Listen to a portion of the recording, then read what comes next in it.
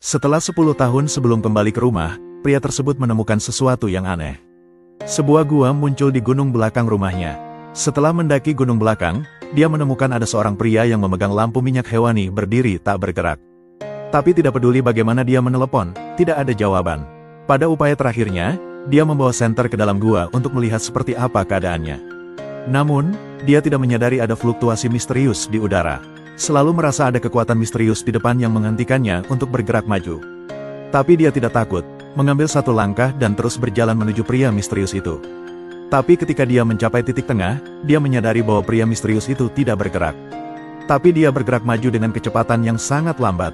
Hatan melangkah maju, pria misterius itu melaju lebih cepat. Fenomena aneh dan agak membingungkan ini membuat takut setengah pon. Apakah pria misterius ini sengaja mempermainkannya?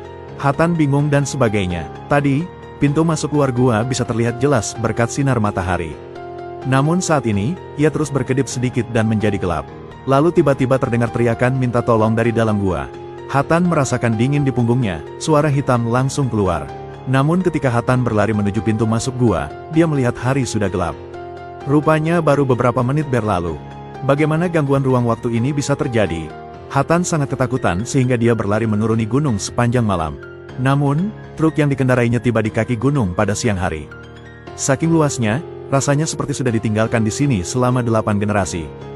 Badan mobil ditumbuhi berbagai tanaman merambat, ia ingin pergi, namun seluruh bagian mobil rusak dan tidak dapat dihidupkan.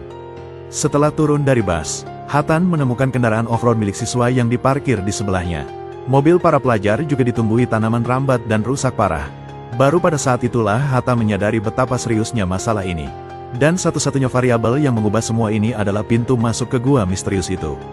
Hatan dengan berani memasuki gua itu lagi untuk mencari tahu apa yang terjadi.